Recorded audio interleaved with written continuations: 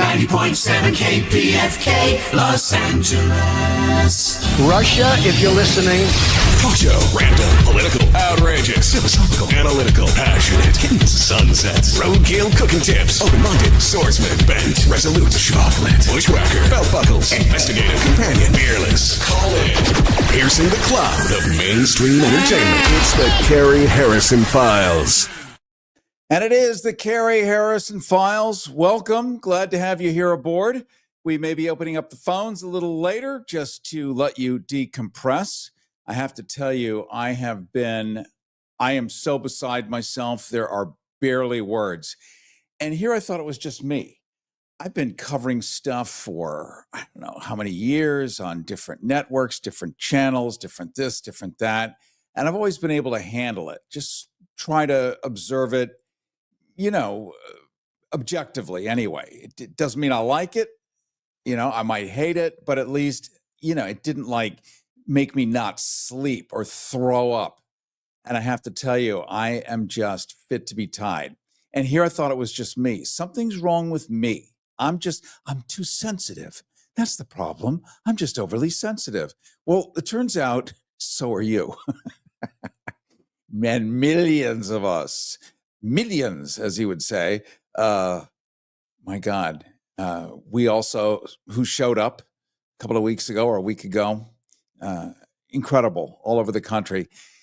Call to action. I know there are organizations putting things together. When you do, let me know. And we'll read them on the air every week, where it is, where it's happening. When we take calls, you've been asking for that. Let us know. I will let you know. I just need to have a list of what it is. I can't figure it out or intuit it. If you're planning a little something on the corner, if I don't know about it, I can't talk about it. So please feel free to share that. You can go to caryharrison.com, shoot me an email. You can send a text at 310-737-TALK, 310-737-TALK, 310-737-TALK, and let us know, and we'll find a way to work that in, okay? Coming up shortly, if all goes well, we're going to talk to a couple of women because DEI is, in fact, women. I know you're checking a box with you in it. Sure, you're in it. But the first thing to go every single time is women. They roll it around trans. They build it around this, around that, but it's always to make women vanish. Number one. Then everyone else follows. What is the threat of women? I don't really understand that, but maybe we're going to learn a little something. Let me just point out that we're streaming right now. If you like video, if you like to be able to drive and show up and not have to turn off the physical radio in your dashboard, I know. Woo! What frequency are we on, Mildred? If you want to show up and just keep listening, you could do that. We're streaming right now on Substack and YouTube. You can simply Google Cary Harrison Substack or YouTube, and we can stay connected when you arrive at your destination. You can also just go to kpfk.net, N-E-T, kpfk.net, and there it is. You'll get the video stream. Also, don't forget to sign up for our newsletter at caryharrison.com. There you're going to get a transcript of this entire show, plus access to clips and stuff that we cannot do on the radio, especially now, and that's our newsletter at caryharrison.com. Well, in these times when DEI has removed women from the federal lexicon, we can celebrate 50% of the human race. Without them, you wouldn't have been born. I wouldn't have been born. And if the people of Earth had been raised by men only, we might all still be walking on our knuckles. That's at least if we look up to the leadership right now. I think that's a reasonable conclusion. So today is going to be the show where ambition goes to therapy, where burnout gets a name tag, and where we ask the uncomfortable questions that HR would rather we didn't. We're not going to speak with just any corporate consultants. Nope. We've got two women here who didn't just survive the system, they rewired it while it was still plugged in. Rakita Coleman-Williams and Sherika Himes are entrepreneurs, executive coaches, and founders of something called the Total Woman Summit. Sounds serene, right? Like a wellness retreat with cucumber water and someone whispering, "You're enough," in the background. This summit is a full-blown intervention. equal parts healing circle and corporate exorcism. These two have made it their business, literally, to help women lead without immolating themselves in the name of success. It's career growth, mental health, and self-care all tangled up in real-world strategies, not platitudes on a Pinterest board. And they're not just whispering into the void. Their client list includes Nike, St. Jude, the city of Memphis. In short, they've been hired to tell the truth to people who usually pay good money not to hear the truth. Women, once again. This is important because everything is male-centric right now. Everything is the patriarchy, and we're all focused and bowing and bending a knee, and yet 50% of humankind is actually out there arranging and making stuff happen. And, federally, they simply unexist. Just like the Enola Gay airplane that dropped the H-bomb or the A-bomb unexists, just like whoever you are, you probably unexist. Rokita and Sherika both face the kind of adversity most leadership books politely skip over. And we're talking about single motherhood. We're talking about surviving sexual violence, the real stuff that millions of us deal with, but often dare not speak about. And these two aren't your average LinkedIn influencers either, with, inspirational quotes over stock photos. They've proved that it's possible to climb the ladder without using your own spine as a rung. Okay, that translates into regular living too, doesn't it? They've raised over $100,000 for women and girls initiatives. They've created safe spaces where ambition and anxiety can hold hands. And they're showing companies that wellness isn't just a line item, it's the whole damn budget. So let me introduce Rokita Coleman-Williams. I want to welcome you to the show. Thank you. It's an absolute pleasure to be here, Cary. Thank you for having me. Glad to have you here. In a world that is selling burnout as a badge of honor, how would you convince high-achieving women, and there are lots, we're just not allowed to talk about them until right now, that the rest isn't laziness, it's actually rebellion? Well, first off, let me send my regards for Sharika. We are very impactful with our clients, and our clients are always first for us. So even when we have amazing opportunities like this, sometimes we have to do a divide and conquer. So Sharika is supporting clients today and sends her regards. To answer your question, I would say I have to speak first from my own experience. I was winning considerably in a system that was quietly breaking me.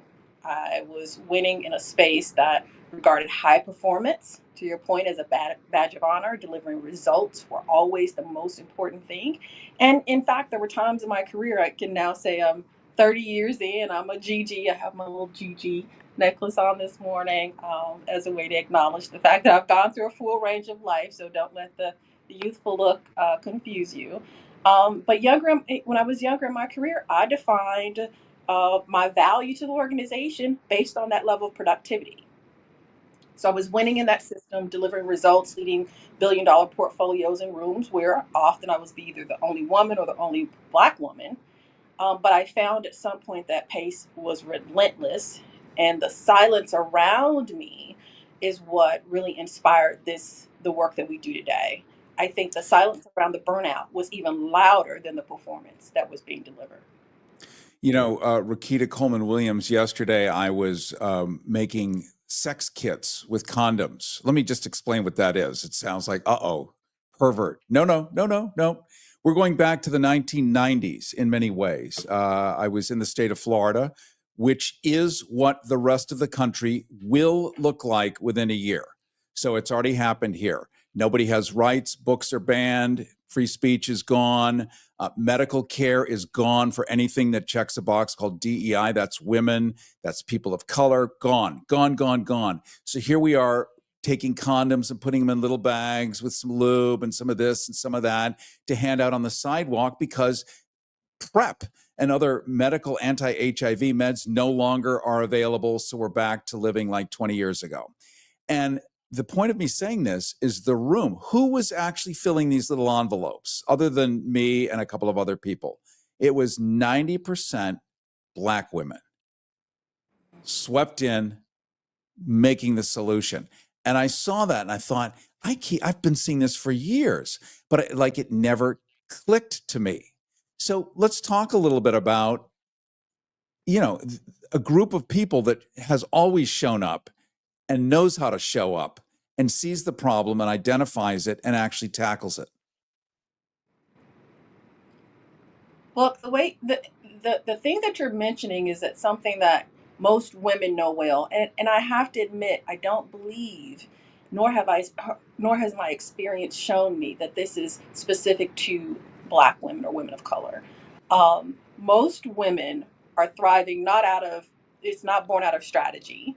So what you're seeing, the output you're seeing, is not something born out of strategy. It was born out of survival. And the same thing that allows us to survive in corporate spaces is the same survival instincts that kick in when, 17-year-old Roquita or 15-year-old, 16-year-old Sharika become mothers. And it's that same survival instinct that says, hey, we have to get out here and create spaces unapologetically and refuel without apology, and also do the things that we need to do today to ensure other Roquitas and other Sharikas don't land in the same positions that we found ourselves over the years. A shout out to Nancy, who just, I think, is watching us on YouTube or Substack. Hello back. People say hello. I'm just letting you know we see you too. Rakita Coleman Williams, let's talk a little bit about. You just touched on a great nerve here, that you've been through a lot, therefore you now know a lot, and therefore you're now able to do a lot. Let's talk for a second about what you went through so that it gives us a sense of, okay, it's like a credibility wall behind someone on CNN. Dr. So-and-so, you put books behind him. Okay, now I'm going to listen. Look, a stethoscope. Now I'm really going to listen. Your stethoscope moment here. Yeah. My origin story is not much different than many origin stories for people in the South, especially in the Memphis market. I was born in 1977. I will definitely share my age because I'm quite proud of that. To a household that was generating not more than $15,000 a year, and most of that being entitlements. Therefore, in our city, in the zip code in which I was raised, my economic development or economic mobility, um, percentage of economic mobility was less than 20%. And that's just to reach not impoverished. So I think the threshold that I looked at a couple years ago was $50,000 a year. That was, hey, you're no longer in the impoverished range. Well, we can say I've put a couple kids through private school. I have a son in Canada today who has an MBA, so we can just go ahead and infer that I've done a little bit better than that number. But it was not easy to do that. I can say the biggest pivot from impoverishment, dependent on entitlement, becoming a teenage mother, was education and access to education. But it was also intervention. And a lot of times, intervention from all the women in the community and women who often did not look like me, who were making a significant investment. So I learned early on to understand the connection between high net worth women who were intentionally investing into outcomes for women, and that was really early on. So I knew I had a responsibility at some point in my career to not only figure out how to continue to have corporate success, but to also have intentionality around investing into community. But of course, it wasn't that the lines weren't that clean. When Sharika and I partnered, I was at my lowest in terms of overall wellness. In fact, I had my best year in corporate America for a global organization, managing a team of people who were having exceptional outcomes and building business results that were exceptional. However, I later learned that during that time I had had a massive stroke and did not know that I had a stroke. And so I needed to understand, how did that happen? How does an individual who cherishes wellness, who lives wellness, who operates at the highest level, and who understands what feeling out of balance and unbalanced looks like, how does that happen? And you have this significant medical event while still performing in your role. And that's really the space in which the Total Woman Summit And that partnership grew. I met Sharika. She was already doing this work. She was already invested in this work. And I said, I needed it for myself. So I needed to teach, but also learn as I was teaching. And that's what the Total Woman Summit and later on the Total Haven Retreat, which we hold every year for executive women in leadership, it was born out of that. Cary Harrison with you. We're live streaming right now on Substack and YouTube. You can simply Google Cary Harrison Substack or YouTube so we can stay connected when you arrive at your destination. You can also easily just simply go to kpfk.net, as in .net, kpfk.net. You'll be able to see it all. Don't forget to sign up for our newsletter at caryharrison.com for a transcript of this entire show, plus more stuff that you won't be able to hear here with our guest right now. We're talking to Rakita Coleman Williams, a woman who's turned personal wreckage into professional revolution. She's one of the minds behind the Total Woman Summit, executive coaching to corporate giants like Nike and St. Jude. She and her partner have faced more than their fair share of adversity, single motherhood, sexual violence, and they didn't just come out stronger, they came out strategic with a blueprint reminder that wellness isn't weak, it's warfare. And these are the times when we need to hear the voices that have been told to shut up and go away. They're super achieving. And you and I want to know the shortcut to have success and not light ourselves on fire along that route.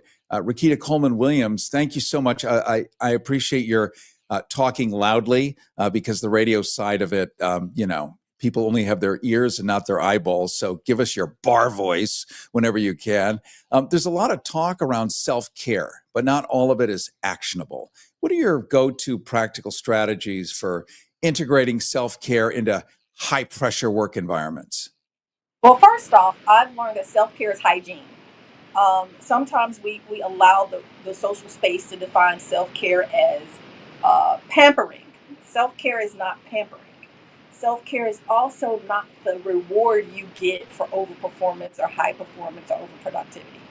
Self-care is what is regarded as hygiene for your whole self in order to deliver those high results. And that means understanding what your own individual space is. That starts with not dimming your light, not deferring. And for women especially, it means surrounding yourself with people who won't let you forget who you are and what the world needs of you. And that in order to deliver on what the world needs of you and what your families need of you and what your community needs of you, you first have to be very equipped with the vocabulary of what you need for you. Let's go to the phones. Let's take a call from Ray. Ray, you're on the show. Welcome. Hey, Ray. Go ahead, please. Family, community. Go ahead, Ray. All right, we're going to throw Ray back on hold there as he figures out how to talk into a phone. It's been done before. I've seen it in history books, and I know it can be replicated brilliantly.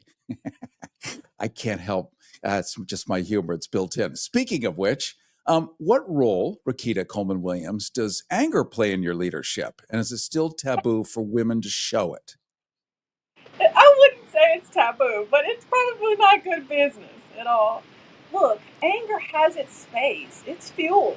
I've learned over the years not to compartmentalize the emotions that I have within me as good or bad. All of it is fuel. And is it fuel for the moment? And is it going to serve me in the way that I need it? So anger has its space. It is fuel, and sometimes it's the positive fuel that we need. But we do a lot of work with our clients on emotional intelligence, and that's understanding how to read the room and how to use that fuel in the right time, in the right place, and in the right way. I love the reading the room idea. I have a fantasy that I can walk in and see 100 people, and you just sort of average out all of it and figure out the tone and the flavor. And I think after enough experience, you can kind of be right on. But sometimes it can pass into codependence. It could pass into people pleasing. And then we're in a whole different arena, aren't we? Absolutely. Oh, absolutely. People pleasing is probably the number one skill that we see consistently across our women of executives in the wellness retreat. That is a skill that is not serving them at this juncture or in their desired future state. is people pleasing. And so we work and talk a lot about what are positive, healthy boundaries around that. Helping women guide them through the deep dives. We have therapists on staff that help guide women through those deep dives to say, where is this rooted in? How did it once serve us? Because I believe that every single thing that shows up in our lives, at some point, it was a part of that survival package, right? It served you. The world said, hey, if you show up and give me what I need from you without regard for yourself, we're going to give you a reward. And gosh darn it, these corporate spaces love when you show up that way. It's like, okay, I'm going to give you, Mr. Corporation, what you need before I give myself what I need. And then they give you a reward. They promote you, they give you title changes, they give you more money. And so that reward system then comes 30 years from now. You're like, hold up, the money no longer matters. I'm exhausted. I feel unwell. I've had certain major or minor health issues to tell me along the way. This exchange system is no longer working. Me, it did at some point. It put my kids through college, right? These things work at some point. They're not negative. But at some point, that reward system stops working, and you have to say, okay, this people pleasing that was born in me for survival is no longer serving me. What do I do with it, and how do I do with it? And having a community of other women who's like, oh, yep, I'm on the people pleasing road of recovery. For me, it wasn't people pleasing; it was an achievement addiction. It was a dependence on achievement as a measure of my success, as a measure of value for me. Like, if I'm not achieving something, then who am I as a whole human? Oh, I'm not anyone. And so that's what this community of women have helped me to navigate for myself. And I think what is interesting about our space is that we don't show up as subject matter experts in this. We show up as students. Every year that I go into this retreat, I walk out learning as much as I've shared. And I think that's what's unique, is that women are seeing.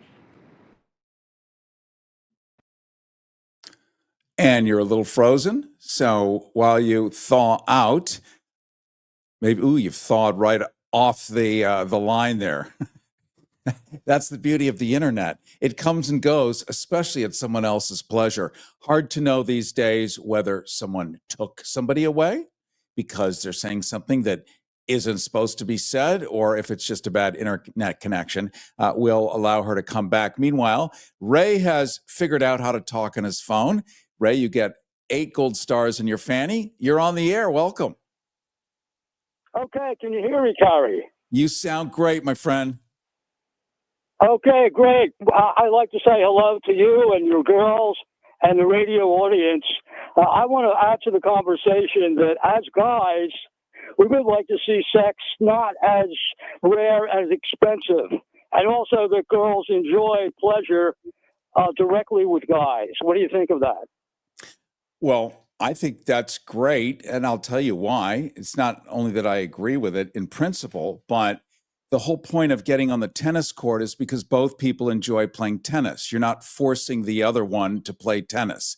That's something entirely different. And I'll just give you a personal note. I don't want to be with someone who doesn't want to be with me. Forget it. So therefore, paying for it, no, not a chance, because they're just not into it. It's when someone's into you, really into you, you go out of your mind with response, with caring, with desire. So it actually works. The thing that a lot of people have troubles with is finding that person who's into you. Don't we all? But they are out there. You want to look for the person that is looking for you.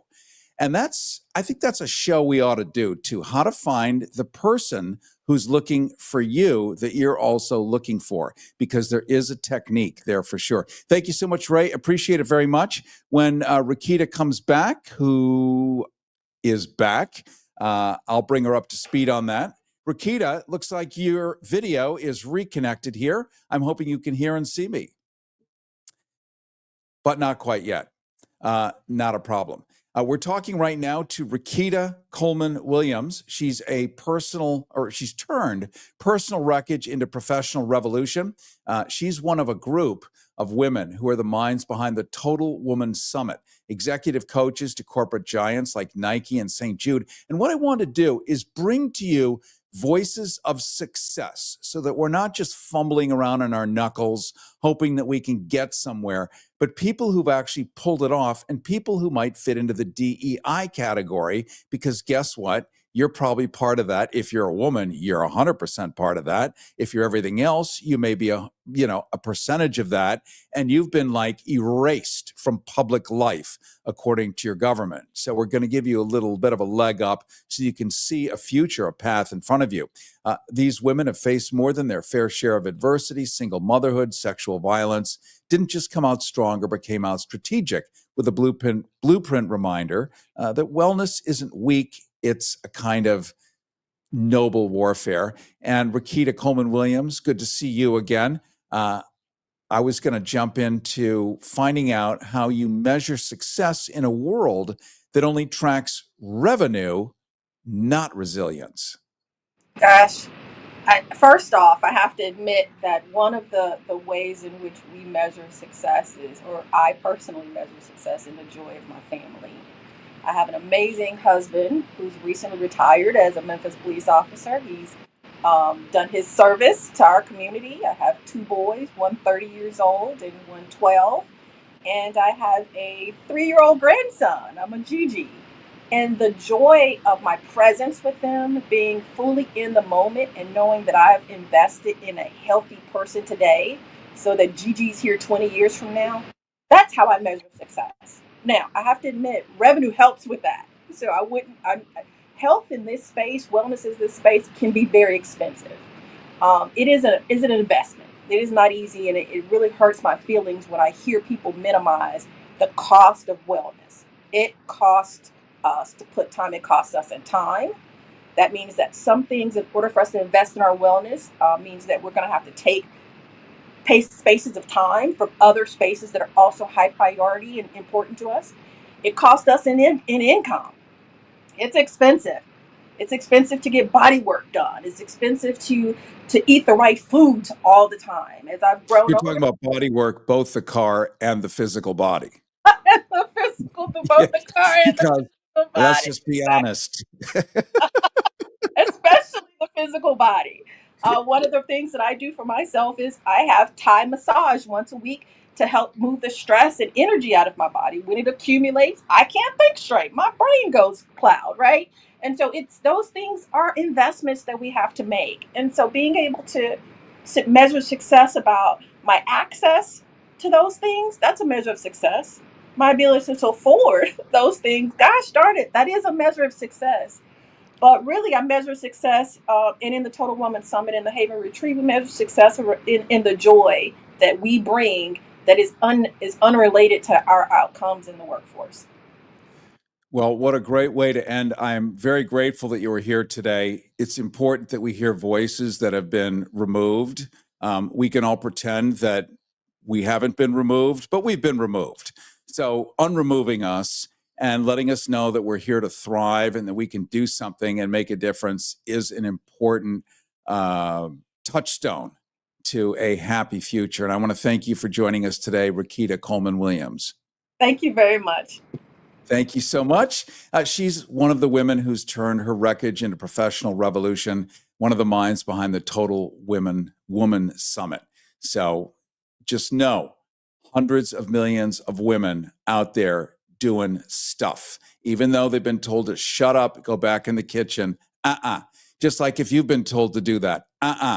This is your turn. It's your life. You get one of them. You own it. Take it. Grab it. Coming up, we're going to look at tools and tips on how to calm our body, how to calm our mind, our spirit, raise our immune system during these challenging times. We're going to explore research findings culled from scientific evidence, intuitive information, and even divine connection, which is going to make our next guest a highly respected speaker, lecturer, and medical consultant worldwide. Smells like fish. Tastes like chocolate. It's the Cary Harrison Files. CaryHarrison.com.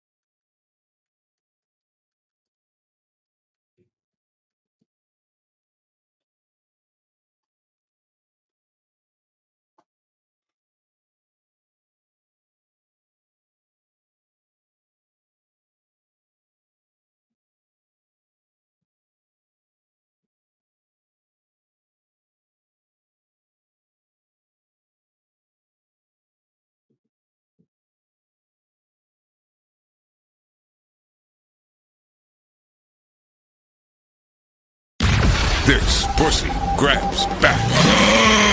The Cary Harrison Files. CaryHarrison.com. Hi, this is Lily Tomlin, and you're listening to Harrison.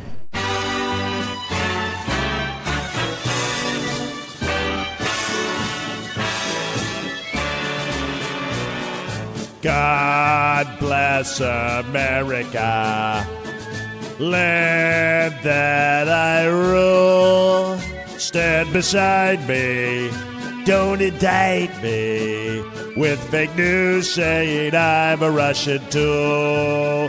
From the witch hunts to the trade wars to the athletes on a knee. God bless America, it's all about me.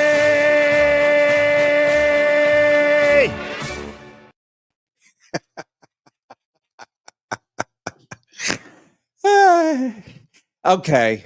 I'm like 10 years old, but that's okay. I think I'm forgiven. Cary Harrison with you. This is the Cary Harrison Files. Welcome.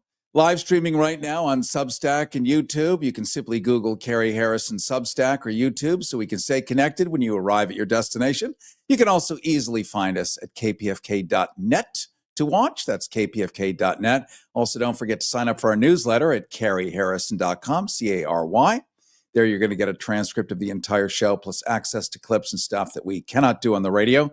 Newsletter at caryharrison.com. An interesting call from Ray earlier because it kind of shows where we all are right now. Connection, connection, connection. That's what we all crave and need. The harder it gets, the more connection we need. You know, we used to say during the good times, oh, so-and-so just needs a hug. Now I need one like 23 hours of the day.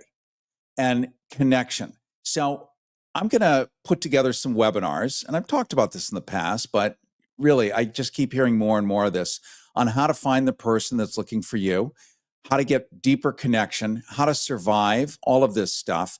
And we'll do those as online things because they're kind of a little hard to do on the radio. We could do something like that. Maybe we can present some of the people giving them, but they'll be there so you can like do it at your leisure. So that's going to come up, and you can, let's just say I'll post that online so you'll be able to find it. Well, you don't need me to tell you that civilization's doing just fine, as I said. Everyone's calm. We're all rational. We're in perfect mental health.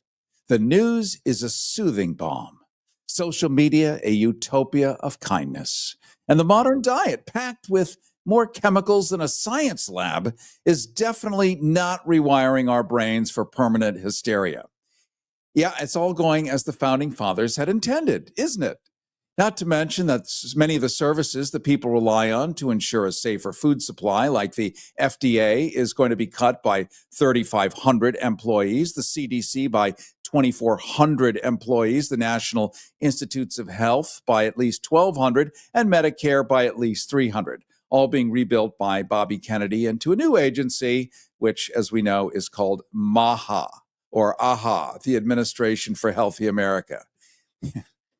Meanwhile, regular people don't seem calmed by all of this soothing, governmentally given emollient of downsizing and comedy rebranding. There's depression. There's general existential dread by absolutely everybody listening and watching right now. Our lives have become more common than the madness out of DC as far as anxiety. People are unraveling faster than a cheap sweater. The world, as usual, is happy to pour gasoline on this fire. We're stressed. We're exhausted. We're about 2 breaking news alerts away from spontaneous combustion. But fear not. We have the man who just might have the antidote to our collective breakdown. Dr. Christopher Macklin. He's a medical intuitive, an energy healer, and a man who probably sleeps better than the rest of us because he's dedicated his life to rebalancing minds, to bodies, to spirits. And he's here to talk about detoxing, not just the juice cleanse nonsense, which may or may not be nonsense, but the kind that clears out the stress, the fear, the dysfunction that modern life has so graciously gifted you and me. He's also got a thing or two to say about the toxic mess we call a lifestyle and how we might, against all odds, crawl back toward sanity. Dr. Christopher Macklin, I want to welcome you to the show. Cary, thanks for having me on. Bless your heart. It's great to be here. It's good to see you, my friend. We keep hearing that stress is normal these days. Why, it's normal reaction. At what point does normal turn into unhinged? I think any stress, if you've got any stress at all, it affects the body in such a profound way that I think, you have to really review your lifestyle and review probably people around you and get into a place where you're tranquil, you're surrendered, and you just feel amazing, with people who really understand you. And I think that's really important, like the lady before, she's talking about people pleasers. Well, yeah, the day of people pleasing is over. It's not that you're rude to people, it's just you've got to set boundaries, and I think it's very important to set boundaries.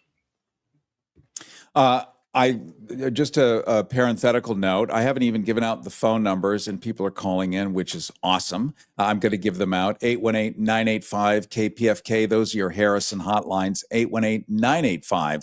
818-985-KPFK. Dr. Christopher Macklin, you talk a lot about anxiety and depression, burnout. Pick your poison. Are these modern ailments that we're all suddenly experiencing, or have we just perfected the art of self-destruction at this point? I think the whole of society has been introduced to a new system after 2019, and they said nothing will be the same again. And I think what it's done is it's created bifurcation. It's created stress on people in families. It's bifurcation in families. A lot of people have been affected by this. And of course, the other thing is with the pandemic, or whatever you want to call it, people were out of work and they didn't get paid. And I think it's all accumulated. There's different types of people on this planet. There's people the starseed people, and then there's people who just come here to experience the planet and grow. And I think for the starseed people, they feel it worse than actually the average person in the street, because they're empaths and they ingest a ton of emotion. So it's interesting.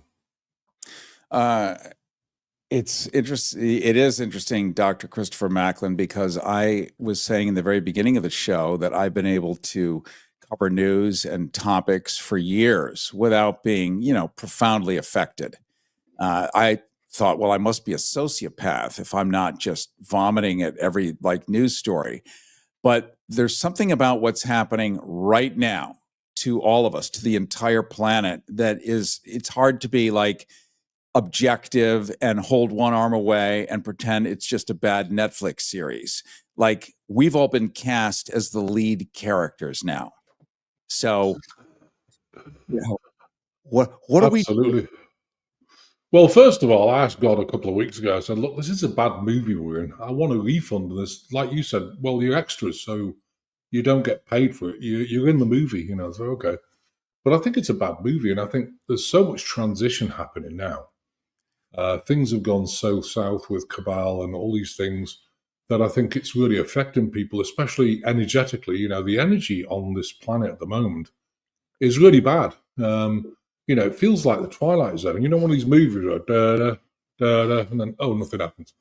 And we keep promising something's going to change, something's going to change. But all this emotion, of course, affects your mental health in ways, for example, neurochemical balance. It affects the adrenals that produce serotonin. It affects the glands in the brain that produce GABA, dopamine, melatonin, and the rest of it. So what happens is you end up with mental health issues. I mean, I work on about 2,000 people a week, general groups, specialized groups, one-to-ones.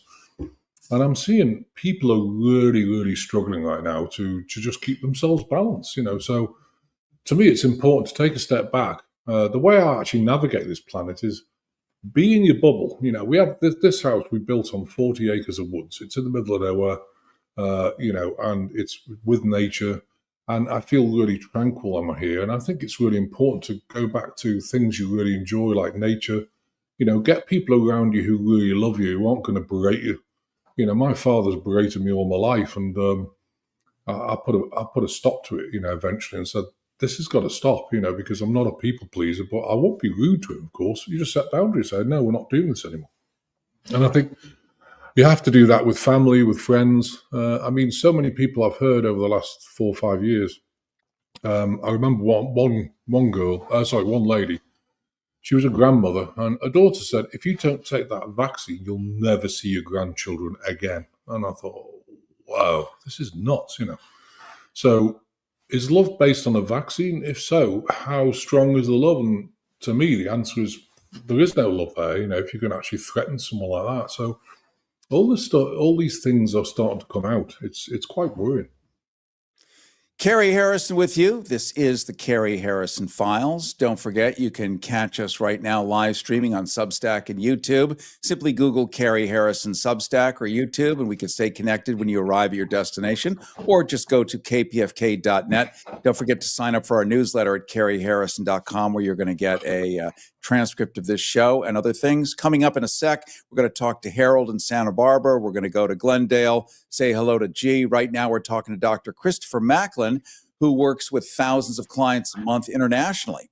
He addresses a spectrum of physical, mental, and emotional issues, perfectly poised for today's world, and has founded the Global Enlightenment Project to support the healing needs of people during these difficult times. You can learn more at globalenlightenmentproject.com. And Dr. Christopher Macklin, if you had to pinpoint the biggest villain in modern mental health, processed food, social media, or the 24-hour news cycle, who's getting the blame here?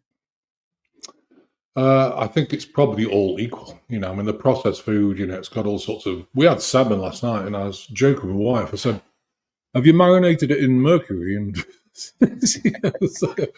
oh, I think that's been done already, so don't worry about that. But it's true, and also chemicals in the air, sprayed in the air. That's actually stopped lately. I think they've put a stop to it. So the air's contaminated. The food is contaminated. Even toilet roll, everything is contaminated. And you think, wow, how did it get this bad? And the answer is because, there's definitely a force, call it the cabal, whatever you want, who doesn't want us to thrive, who wants to poison us. Look at fluoride. I mean, fluoride's highly toxic. Why would you put it in people's water? And the answer is, what it does is it breaks down the crystalline structure of the teeth. So everyone's teeth are rotting. Look at the nanotech. Look at all the things. It's incredible. So I think they're equal, but I think also the news has been kind of a lot of misinformation, and I think that's not really helped either. So people don't know what weighs up at the moment. I mean, it's a profound time, I think, in this planet. It is, and fluoride has become a thing again. It was in the 1950s. It has been every decade. Certainly, fluoride, sodium fluoroacetate, whatever it comes from, whether it's the side effect of making aluminum, small amounts applied directly to the tooth does have an ameliorative effect on the enamel of the tooth. But guzzling it also affects your organs. So it's kind of a trade-off. And I've always been curious to know why a government that won't feed you or do anything for you is obsessed about the teeth of children. Teeth. Like, we're not going to spend a cent on homelessness or veterans or anything, but teeth. teeth of children. We're not going to give you dental insurance, by the way, or even optical, help. That's not included Absolutely. either. But the teeth of the kids of people we've never, spare no expense. So, critical thinking is not really invited here, which leads to the next question. What's the strangest, most absurd reason someone has ever given you for their chronic stress? I would say, well, it's absurd. I'd say probably the worst is what I call Illuminati fallout children, where they've been abused from the age of 3 and things like that, and it breaks the soul. And, I've worked with some of these people to get them back rebalanced so they can actually go out in society and get a proper job. Yeah, so, there's been many, many different reasons, but I think that's the one that really springs to mind because this child abuse and that is so rife all over the world. It's just unbelievable.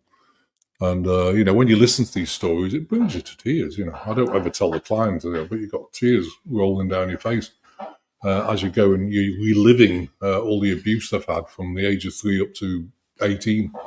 And it's terrible, really terrible. Let's go to the phone. Say hello to Harold in Santa Barbara. Welcome to the show. Hello, Harold. Thank you. Can you hear me? I do. Go ahead, please. Oh, yes. My question is, Robert F. Kennedy got what he wants, but what are we getting from him? For example, who runs the Kennedy Foundation? I mean, the poor guy is still going to be just a shadow. He is. Anyway, that's my question. What are we getting? I mean, what is he doing? Well, if we had that answer, but I guess Dr. Dr. Christopher Macklin can probably offer the workarounds that are needed for you and me to survive this lack of care.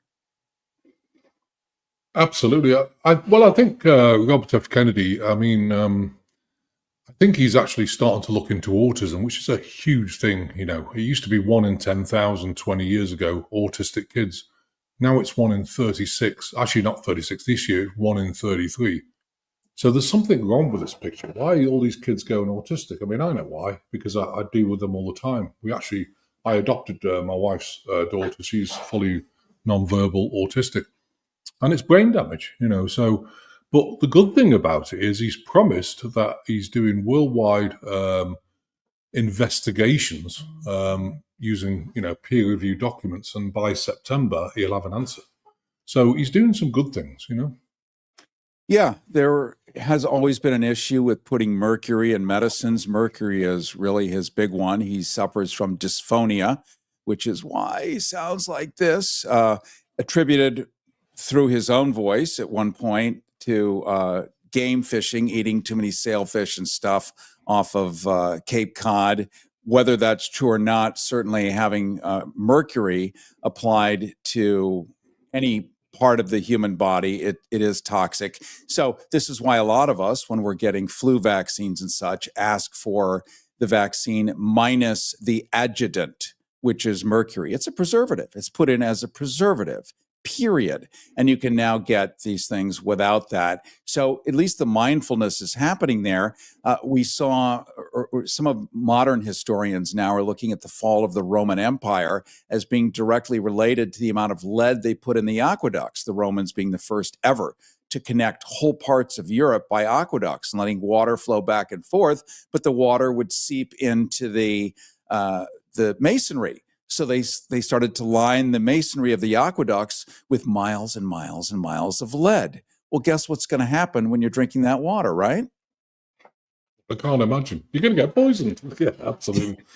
And they still had old lead pipes. I mean, in England, they've got still a lot of old lead pipes. And, we've been drinking that water all the time. The thing is about mercury, it builds up in the body, and it doesn't really discharge itself. So, I mean, to me, it's very important to detox your body as much as you can with supplements. But I think also detox it with the stress and anxiety you've got with him, because, what's the primary cause of cancer? In my book, it's emotion. It bleeds into somewhere, and if you've got pathogens and things like that, mutates the cells, turn into tumours. But the primary cause of most illnesses is emotion. And who hasn't got anxiety in this world? I think that would probably be everybody, almost everybody. I mean, I live a tranquil life. I love what I do.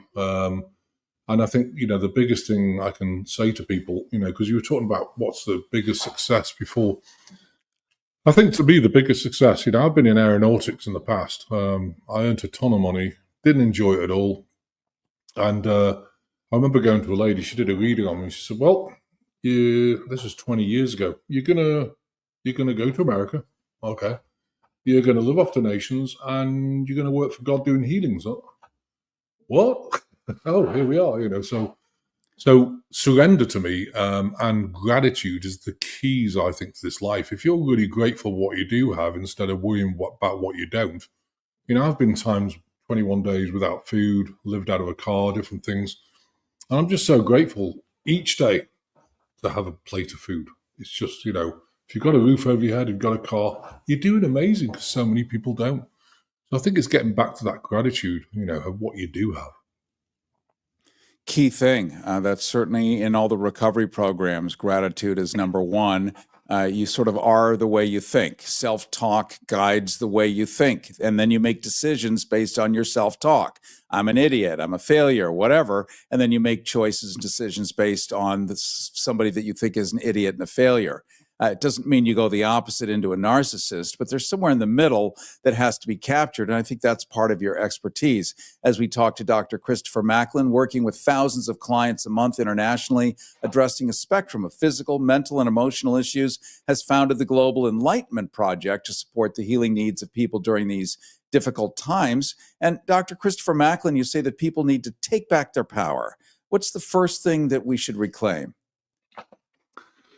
I think it's about releasing emotion and, doing some spiritual practice like meditation, come on the healing sessions. We do 2 a week. It's by donation. If you have no money, please come on them. We could actually release 81, on the general group, we do 27 releases of emotion. It's a lot because if you go to a practitioner like a psychotherapist, psychologist, psychiatrist, they're going to poke at you, bawl your eyes out, takes an hour, poke at you again, bawl your eyes out. How many layers can they get through? Probably 4, 5, 6. So we have a fast track method of releasing emotion, which means as you release it, your vibration starts to go up and you feel like powerful. Wow. The whole point about it is to be really happy with yourself. So you're a good person, you've got a higher vibration and set boundaries so that you don't get contaminated by other people's, what would you call it, vampiric energy. It's really important. Let's go to the phones again at 818-985-KPFK. Those are your Harrison hotlines, 818-985-5735. Say hello to Henrid, if I'm pronouncing it correctly, in Mid-Wilshire. Henrid, you're on the air. It's Henrik with a K, but irrelevant. You guys were talking about autism, and I wanted to say the word glyphosate. It's everywhere in everything, and I believe strongly that that's the reason for Parkinson's and autism. It's in Similac, which is fed to all the babies. You guys ought to talk about it. You guys ought to investigate it. Thank you. Excellent call. Thank you, Henrik. Dr. Macklin, yes, glyphosates. We're all increasingly more aware on a daily basis now. Absolutely. And don't forget, the vaccines don't just have things like mercury, but they've also got aluminum and different other heavy metals in them. And to me, that's one of the biggest causes of autism and glyphosate as well. So they're actually targeting kids in everything, so it's a real problem. How do we navigate the food system? We've just been told that the FDA and other government organizations, which have been evolving since the Nixon administration, who is now, Richard M. Nixon is now looking like a statesman in the rearview mirror, but the idea of actually surveying and cherry picking things that imperfectly, but at least making superficial attempts to remove really bad things from the food supply. That's going bye-bye. We're back at the self-serve pump. It's not like we're all farmers and we can go out and pick our own broccoli. How do we navigate an even more complicated food supply? Well, I think it's a good question. I think at the moment it's contaminated. I personally, I think if you can grow your own food, grow it. But of course, not everyone can. But the power of maps of intent, as I like to call them, we have a map of intent, and it's a prayer, but a map of intent for food, and it blesses the souls of the animals and plants, removes any particles that are not godlike, and by goodness, it works. I remember going out to a conference, and I went to Walmart and I got a load of strawberries, and they were sour as anything. So okay, so I chopped them in half, same batch. Half of them were in one plate A, and half of them were the other. So I did this map of intent over, and it's on the website. Try it, you'll see. So I did this prayer over these strawberries, and I handed them out. I said, "Okay, let's hand A out, which are the sour ones." Oh, this is terrible. I said, "Yeah, they're from Walmart." I said, "Try these." So I sent them out. Oh my goodness, they taste like real strawberries. I said, "Well, that's interesting because they're both the same batch from the same company." And so it does work. You have the power in your mind, using maps of intent or whatever you want, your energy, to revibrate things. And I think that's really important, Let's finish, Dr. Christopher Macklin, with what you say about how we've forgotten what a healthy life even looks like nowadays. What would be the first step in remembering? Well, I always remember, I think you should look back to a time when you felt tranquil, when you felt joy. When I was a kid, I saw all sorts of things and I had lots of gifts, but I was childlike, and I used to look at the blue sky, no chemtrails, everything else, and I thought, what a beautiful planet this is. And I think you really need to look back when you felt joy and get that joy back. Now it's very difficult because we're at extreme times, but I always tell my clients, find one thing that is going to excite you today. Like if it's cooking a beautiful meal, if it's doing a spiritual practice, if it's planting your own food, if it's walking in the woods, whatever excites you, get back to that, because I think I'm seeing a lot of people, thousands of people being very apathetic. They just don't want to do anything because they're spent, because they're waiting for this to transition. But I think meantime, let's not waste a day. We're on this planet for a blip. And I think it's so important to enjoy every single day, doing something you really enjoy, if it's painting, whatever it is. Thank you so much for that. And apologies to everyone else who's on the phone. We've got G in Glendale, Carlos in Carson. We have Jennifer. We have Tamika. We have a bunch more. I'm sorry I didn't get to you. I'm going to figure out a way to be able to keep streaming down the road, so when we end the radio broadcast, we can continue and talk to more people. Let me invent that technology, and it will be upcoming. I want to thank you, Dr. Christopher Macklin, for joining us today. And thank you for healing people, because boy, do we need it. And we'll look forward to talking to you again soon. Absolutely. Thank you so much. Thanks. All right, my friend. Dr. Christopher Macklin works with thousands of clients a month internationally, addressing a spectrum of physical, mental, emotional issues. Founded the Global Enlightenment Project to support the healing needs of people during these difficult times. You can learn more at theglobalenlightenmentproject.com. Cary Harrison with you. This is the Cary Harrison Files. Don't forget to sign up for our newsletter, and you're going to get a copy of this, transcripts, everything else at caryharrison.com.